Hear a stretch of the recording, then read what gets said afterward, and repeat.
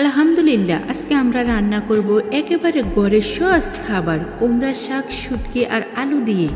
ছোট ছোট জিনিসে আমাদের স্বাস্থ্য আর জীবনের বড় শিক্ষা দেয়। যেমন খাবারের আগে পরিচ্ছন্নতা, হাত ধোয়া, জিনিসপত্র গুছিয়ে রাখা, এগুলোই জীবনের নিয়ম শৃঙ্খলা।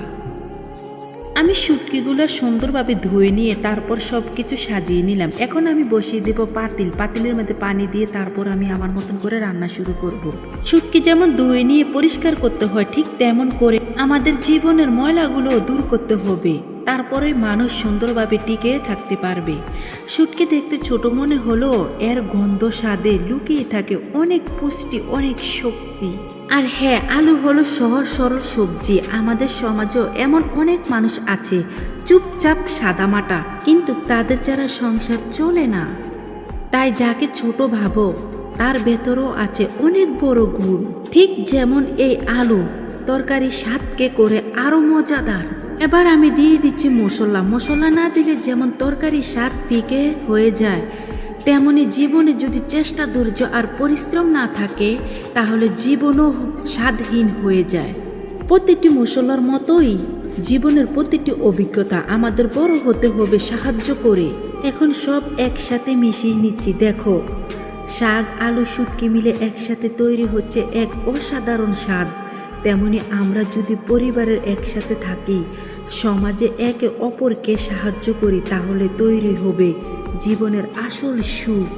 আবার আমাদের সমাজে এমনও মানুষ আছে ঠিক হলুদের মতন কালার হয়, আবার আকাশের মতন রংধনু হয়। ঠিক তেমন করে এভাবে আবার হতে চেষ্টা করবে না, তাহলে জীবনে কোনো কিছুই করতে পারবে না। আশা করি আমার কথাটা বুঝতে পারছেন। হলুদের কালার আর আকাশের কালার, এই দুই কালার যদি মানুষ বদলায় তখন মানুষের রূপ কখনো বুঝতে পারবেন না। যাক, আপনাদের সাথে গল্প বলতে বলতে আমার তরকারি কিছুটা হয়ে আসছে। দেখে আমার আলুগুলা সিদ্ধ হয়েছে কিনা। এই তো মাশাল্লাহ, আমার আলুগুলা সিদ্ধ হয়ে গেছে। এখন আমি একটু ঘুটে দেব। এই ঘুটে দেওয়াটাও হলো একটা ধৈর্য হলো মানুষের মহৎ গুণ। রান্না হতে সময় লাগে, তেমনি জীবনে ভালো কিছু পেতে হলেও ধৈর্য ধরতে হয়। আর হ্যাঁ, অস্থির হলে না খাবার হয় না জীবন হয়। তাই আমি চাই আর জীবনে কিছু হোক আর না হোক, আপনারা জীবনে ধৈর্য ধরবেন। ধৈর্য হলো মহৎ গুণ।